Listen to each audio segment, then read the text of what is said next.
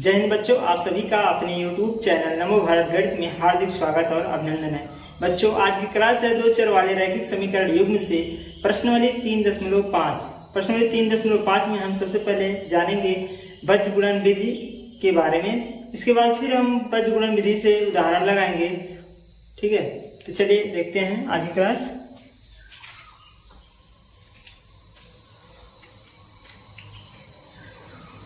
बज्र गुणन विधि में सबसे पहले हम जानेंगे कि दो व्यापक समीकरण होते हैं, दो चर वाले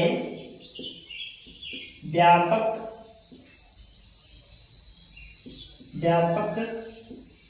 समीकरण क्या होता है। a1x plus b1y plus c1 बराबर 0 तथा एक और दूसरा समीकरण ले लेते हैं a2x plus b2y plus c2 बराबर 0। इस टाइप के क्या है, ये किस टाइप के समीकरण है, दो चर वाले रैखिक समीकरण है। तो यहाँ पर हम बज्र गुणन विधि कैसे लगाएंगे।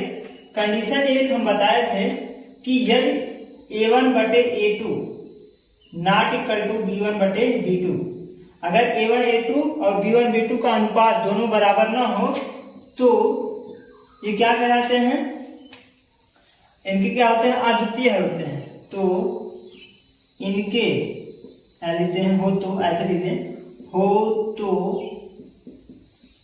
इनके अद्वितीय हल होते हैं। कितने हल होते हैं, अद्वितीय हल होते हैं। इस युग्म के क्या होते हैं, अद्वितीय हल होते हैं। लेकिन अगर यही कंडीशन ऐसा हो जाए a1 बटे a2 बराबर b1 बटे b2 लेकिन c1 बटे c2 बराबर ना हो, इस प्रकार हो तो यहाँ क्या होता है, इस युग्म का कोई हल नहीं होता है, कोई हल नहीं है। इस युग्म का कोई हल नहीं है, इस युग्म का कोई हल नहीं होता है। लेकिन अगर तीसरा कंडीशन बता दें कि a1 बटे a2, सॉरी यहाँ a2 रहेगा, a1 बटे a2 बराबर b1 बटे b2 बराबर c1 बटे c2, तीनों बराबर हो तो इस युग्म का अपरिमित रूप से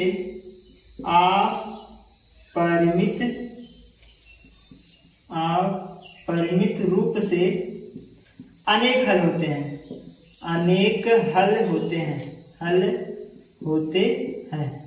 कितने हल होते हैं, अपरिमित रूप से अनेक हल होते हैं। लेकिन इन तीनों कंडीशन में जब हमको इन दोनों समीकरण से जो सवाल मिलेगा, दो चर वाले रैखिक समीकरण में सवाल जो मिलेगा उनसे अगर हमको इस कंडीशन मिलता है, इस प्रकार का कंडीशन मिलता है, मतलब a1 बटे a2 not equal to b1 बटे b2, इस प्रकार का कंडीशन अगर मिलता है, अद्वितीय हल मिलता है, तब वहां हम क्या यूज करेंगे, बज्र गुणन विधि यूज करेंगे। बज्र गुणन विधि कैसे यूज करेंगे, यहाँ पर हम क्या लगाएंगे, तब जाके बज्र गुणन विधि लगाएंगे। कैसे लगाएंगे, सबसे पहले हम क्या लिखेंगे, x लिखेंगे, फिर क्या लिखेंगे, y लिखेंगे, फिर क्या लिखेंगे, 1 लिखेंगे, इसका बटा इसका बटा इसका बटा, और सब क्या हो जाएंगे, बराबर हो जाएंगे। क्लियर। इसको कैसे लिख सकते हैं, यहां से लिखेंगे, पीछे से यहां शुरू करते हैं, a b, ठीक है, ये भी हो गया a b, यहां आएंगे b c, ये हो जाएगा b c, यहां हो जाएगा c a, यहां हो जाएगा c a। इस प्रकार से हम एक सूत्र बना लेते हैं इस टाइप का। तो ये हमारा हो जाएगा, मान लेते हैं 1 1 2 2, जाएगा 1 1 2 2 1 1 2 2, ठीक है। अब इसका गुणा हम इसमें करेंगे, इसका गुणा इसमें, इसका गुणा इसमें, इसका गुणा इसमें, इसका गुणा इसमें और इसका गुणा इसमें, और तब जाके हमारा क्या प्राप्त हो जाएगा, यहां से देखते हैं x बटे, इसका गुणा इसमें करें तो ये हो जाएगा b1 c1, इसका गुणा यहाँ करें तो ये हो जाएगा B2C1, ये हमारा माइनस का निशान हो जाएगा। ठीक है, बराबर अगर इसको हल करें तो y बटे ये हो जाएगा C1A2 माइनस ये इधर जाएगा, इसके साथ गुणा हो जाएगा तो ये जाएगा C2A1 बराबर पे लगाएंगे और इसके बाद बटा 1 यहाँ इसका गुणा करेंगे तो ये जाएगा A1B2 और माइनस A2B1। इस प्रकार से हम बज्रगुणन विधि का प्रयोग करने के लिए x के दो चर का मान निकालने के लिए हम क्या करेंगे, एक तो इस प्रकार का प्रयोग कर सकते हैं और एक तो हम इस प्रकार का प्रयोग कर सकते हैं। और तीसरा हमारा क्या है, ये 3 प्रकार के हो गए। आप चाहे इस प्रकार से यूज करिए हल करने के लिए, आप चाहे इस प्रकार का यूज कर सकते हैं।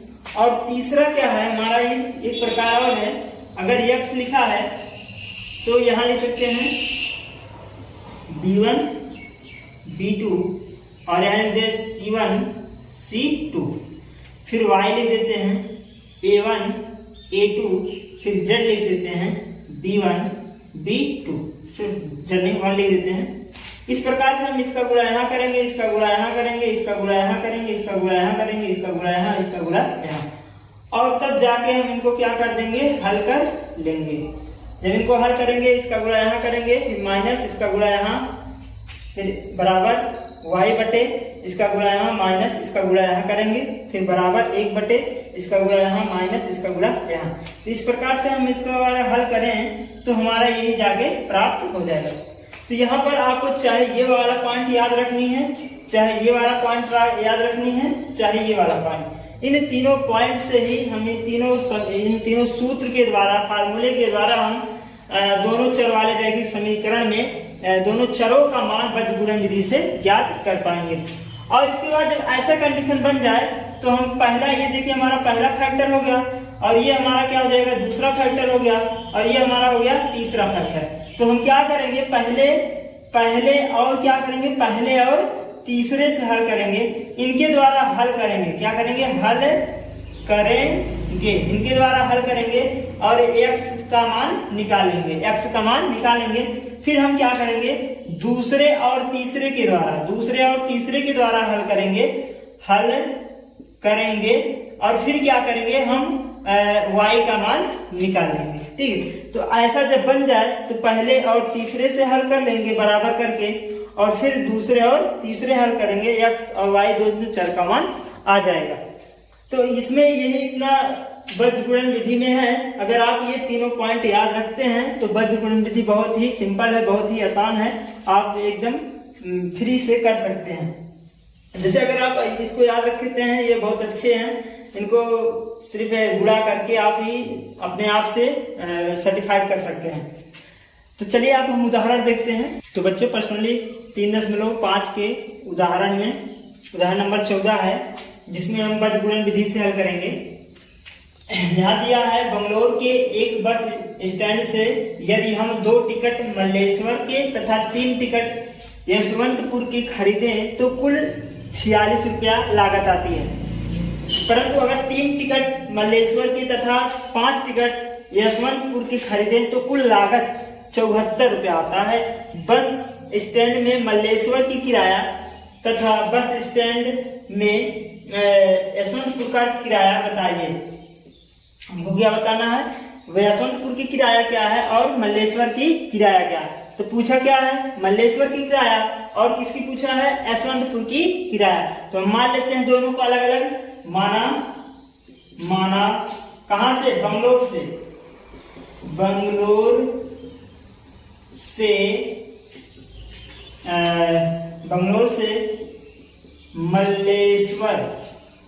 मल्लेश्वर की किराया x रुपया तथा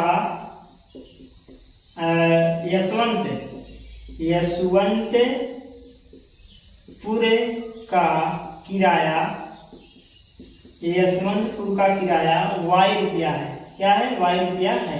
ये हमने मान लिया है।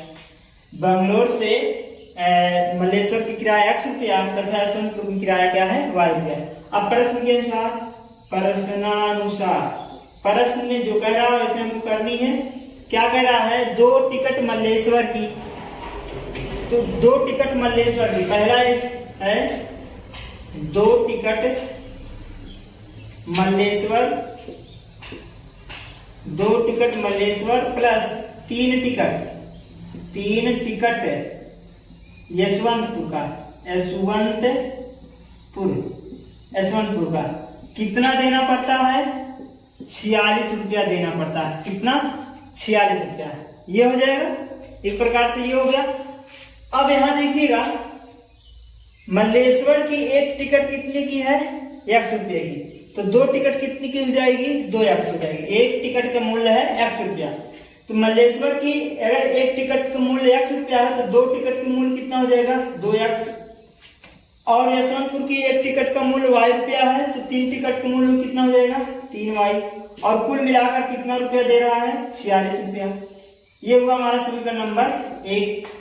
अब दूसरा कंडीशन वही लिखेंगे कि अब की बार क्या रहा है, 3 टिकट मल्लेश्वर की, 3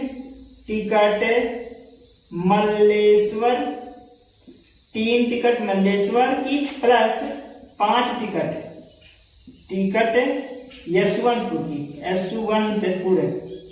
और कुल मिलाकर कितना रुपया लग रहा है, 74 रुपया लग रहा है। कितना, 74 रुपया।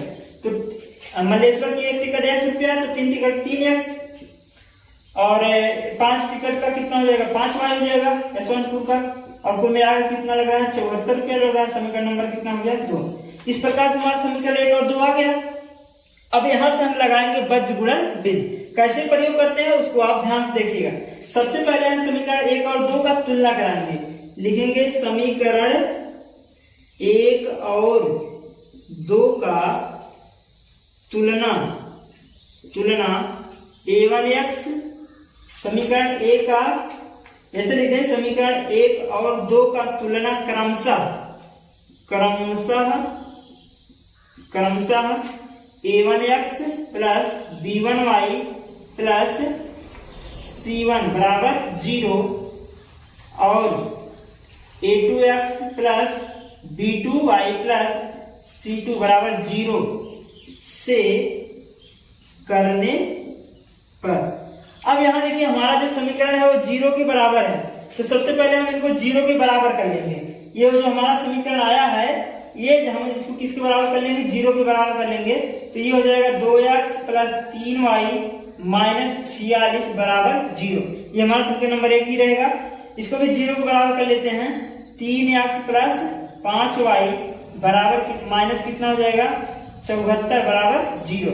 ये हमारा समीकरण नंबर 1 है, ये हमारा समीकरण नंबर 2। हम इसको 0 के बराबर करेंगे। हमेशा जब बज्र गुणन का प्रयोग करेंगे, हमेशा हम 0 के बराबर ही प्रयोग करेंगे, 0 के बराबर हमेशा बनाएंगे। तो ये हमारा हो गया। अब तुलना कराइए, पहले का पहले से तुलना कराना है। ये आप पिछले क्लास में पढ़ चुके हैं ये सब। तो पहले का ये है और पहले का हमारा ये है। इसका तुलना इससे कराएंगे, x गुणांक A1, यहाँ x गुणांक 2। तो यहाँ A1 का मान कितना हो गया, 2, और y का B1 है, और यहाँ y का कितना 3 है। तो B1 बराबर कितना हो जाएगा, 3।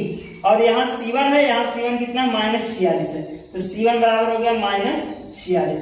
ये हो गया। अब ये हमारा दूसरा है, दूसरे का दूसरे से तुलना कराएंगे। दूसरा ये है, A2 यहाँ है, यहाँ 3 है। A2 बराबर कितना हो गया, 3। यहाँ x गुणांक A2, यहाँ x गुणांक 3, तो A2 बराबर 3। यहाँ y गुणांक कितना है, B2 है, तो y गुणांक कितना है, B2। यहाँ लिख देंगे y का गुणांक B2, तो y का गुणांक B2 यहाँ लिखिए।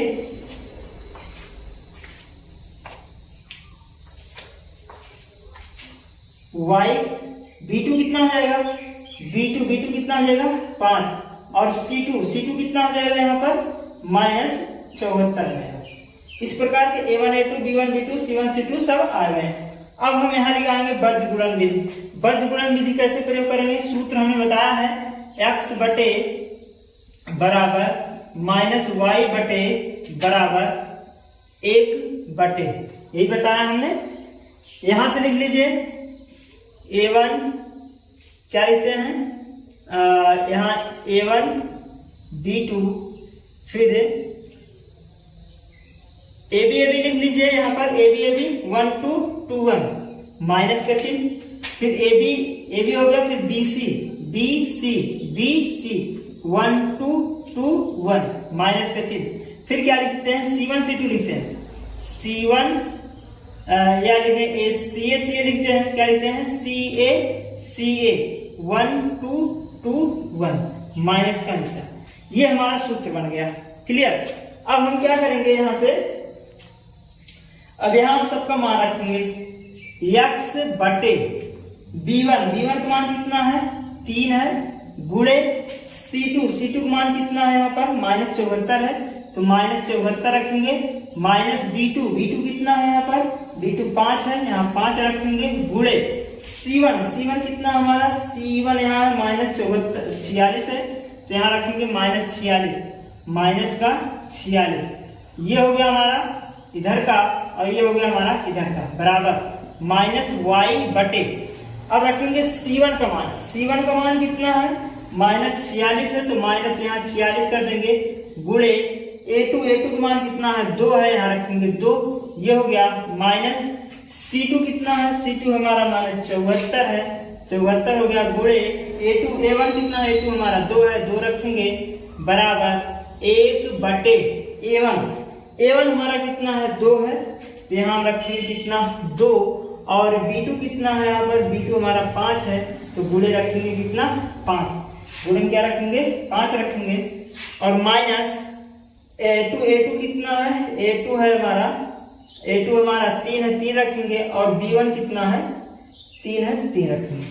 इस प्रकार से जिसका जो मान रहेगा हम उस प्रकार से उसका मान रख। अब क्या करेंगे हम इन सबको क्या कर देंगे गुणा करा लेंगे, गुणा करा लीजिए x बटे इसका गुणा करेंगे तो 3 चौक 12 हो जाएगा, और 3 सत्ते 21 22 -220 22 हो गया, और माइनस प्लस हो जाएगा, और इसका जो गुणा कराएंगे कितना हो जाएगा, और 5 छक 30 हो जाएगा, और 5 चौक 20 और 1 23 हो जाएगा, कितना हो जाएगा 230 हो जाएगा, बराबर y बटे यहाँ y रहेगा तो हो जाएगा y बटे कितना हो जाएगा, इसका गुणा करा लेंगे तो 6 कितना हो जाएगा 6 त्रिक 18 और 6 चौक 24 4 3 12 12 13 कितना हो जाएगा 138 हो जाएगा, माइनस का माइनस प्लस हो जाएगा, 4 दूनी 8 और 7 दूनी 14 कितना हो जाएगा 148 हो जाएगा, बराबर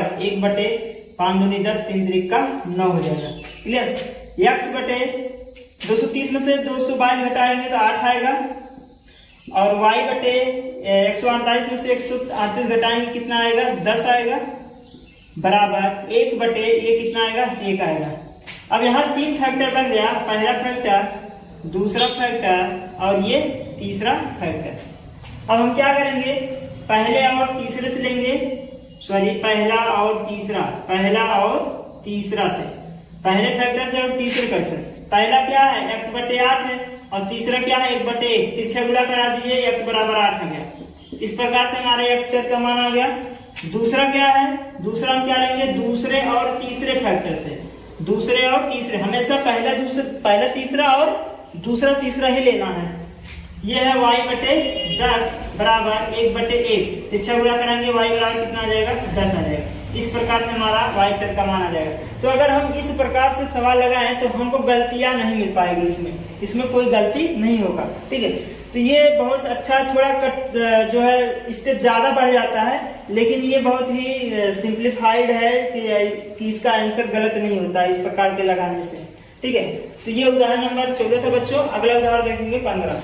उदाहरण नंबर 15 बच्चों, करार P के किन मानों के लिए निम्न समीकरण के युग्म का एक अद्वितीय हल है।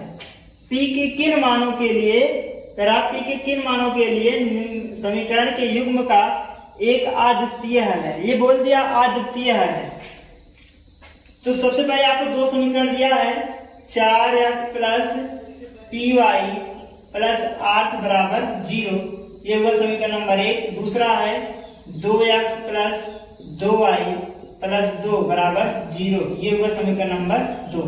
आपको समीकरण 1 और 2 दे रखा है, इसमें बताना क्या है कि P के किन मानों के लिए इस युग्म का अद्वितीय हल है। P के कौन सी मान है जो अद्वितीय हल बनाते हैं। तो यहां से क्या करेंगे, समीकरण 1 और 2 का तुलना कराएंगे। समीकरण 1 और 2 का तुलना क्रमशः किससे करेंगे, a1x plus b1y plus c1 बराबर 0 तथा a2x plus b2y plus c2 बराबर 0 से करने पर तुलना करा दीजिए। a1 का मान कितना 4, इसका तुलना इससे करना है, a1 का मान 4, तो a1 बराबर कितना हो गया 4, और यहाँ b1 बराबर कितना हो गया p, और यहाँ c1 बराबर कितना हो गया 8 हो गया, कितना हो गया। अब दूसरे कराइए, इसका इससे कराएंगे, a2 का मान कितना है 2, और यहाँ b2 का मान कितना है 2, और c2 का मान कितना है 2, सब 2 है। अब यहाँ कंडीशन क्या कर रहा है वो देखते हैं। कह रहा है अद्वितीय है, बोला है एक अद्वितीय है। तो हम जानते हैं अद्वितीय हल की स्थिति में, अद्वितीय हल की स्थिति में सूत्र पता होगा, a1 बटे a2 not equal to b1 बटे b2, यही तो होता है ना। अब यहाँ मान रखो, a1 का मान रखो, a1 का मान कितना है 4, a2 का मान कितना है 2, नॉट इक्वल टू b1 का मान कितना है p, और b2 का मान कितना है 2, यहाँ रख लेते हैं। अब इस कंडीशन में अगर देखा जाए, इसको हम लिख सकते हैं 2 नॉट इक्वल टू p बटे 2, या फिर लिख सकते हैं 4 नॉट इक्वल टू p। ठीक, ये कंडीशन हमें क्या बताता है कि जो p है, p का मान 4 नहीं हो सकता, p का मान 4 नहीं हो सकता। अद्वितीय के लिए p का मान 4 नहीं हो सकता, और चाहे जो हो सकता है। तो यहां से लिख सकते हैं, इससे निष्कर्ष निकलता है, इससे निष्कर्ष निकलता है कि 4 के अतिरिक्त 4 के अतिरिक्त p के प्रत्येक मान के लिए, p के प्रत्येक मान के लिए दिए गए युग्म का हल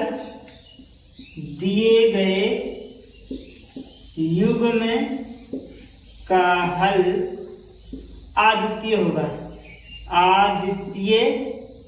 होगा। हमने क्या लिखा कि इससे निष्कर्ष निकलता है कि 4 के अतिरिक्त, 4 को छोड़कर चाहे जो p के प्रत्येक मान के लिए दिए गए युग्म का हल अद्वितीय होगा। तो हम इस टाइप के सवाल को हम ऐसे लगाएंगे। ये वाला जो है क्वेश्चन एग्जाम में बहुत पूछता है, तो बच्चों इसको बहुत बढ़िया से आप पढ़ लीजिएगा, एग्जाम के तौर पर बहुत बढ़िया है।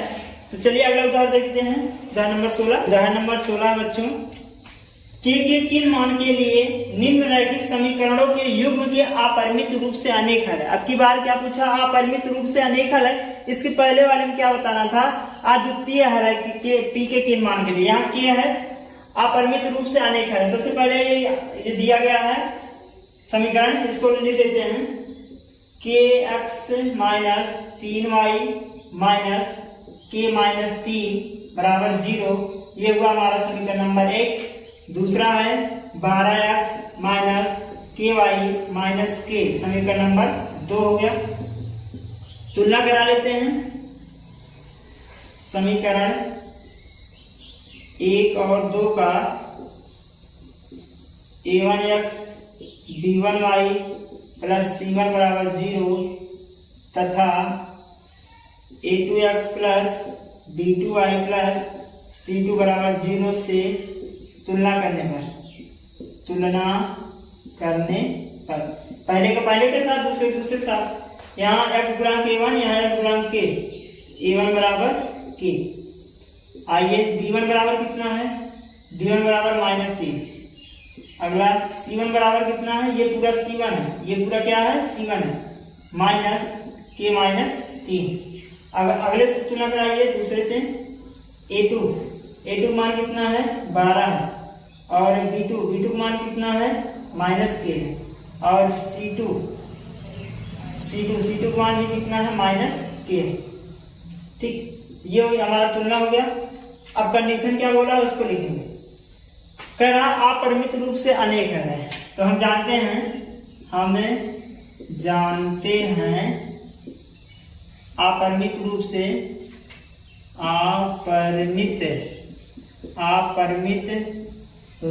से अनेक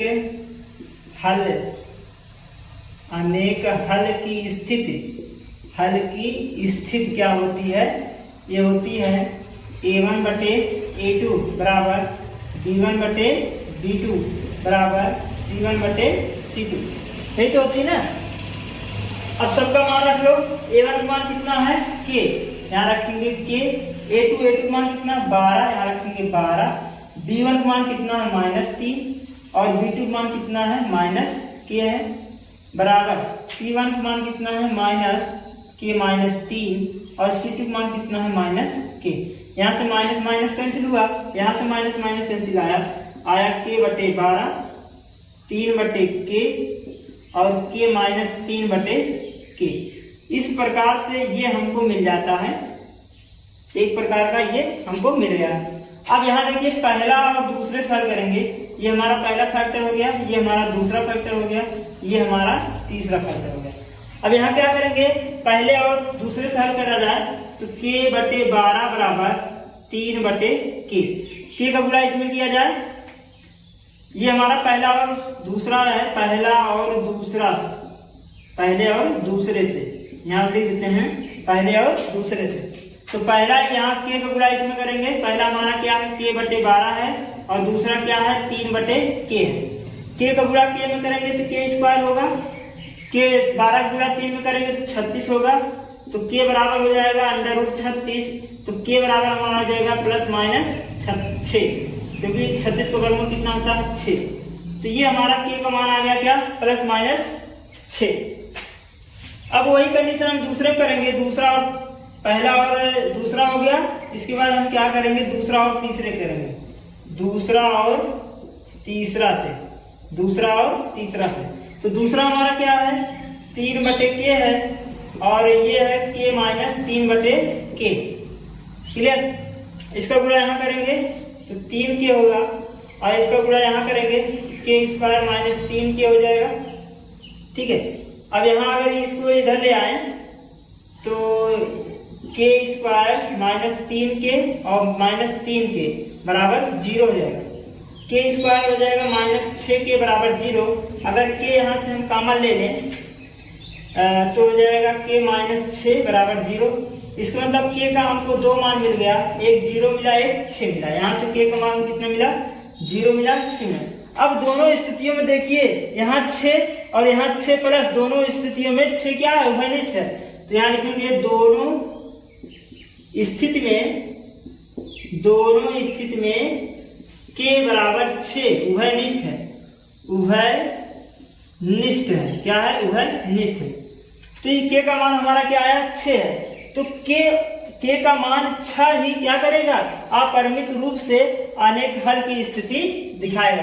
तो यहाँ लिख देंगे कि यहाँ पूछा क्या है कि समीकरण के युग्म के अपरिमित रूप से अनेक हल है k के किस मान के लिए। तो लिखेंगे k बराबर 6 पर समीकरण के युग्म के अपरिमित रूप से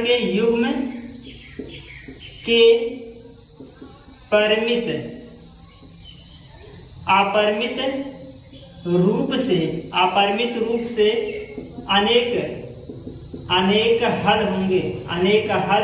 हल होंगे।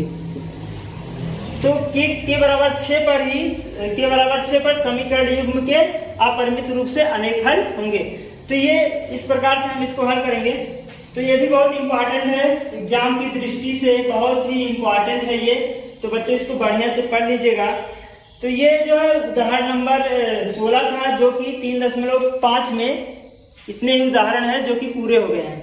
तो अगले क्लास में आपको बताया जाएगा पर्सनली 3.5 के सवाल, जिसपे हम बद्ध विधि का प्रयोग करेंगे। तो बच्चों आज की क्लास बस यहीं तक। अगर ये क्लास आपको अच्छा लगा हो तो लाइक और सब्सक्राइब करिएगा और अपने दोस्तों के साथ ये क्लास जरूर शेयर करिएगा, और कमेंट बॉक्स में कमेंट करके आप अपने सवाल पूछ सकते हैं। धन्यवाद।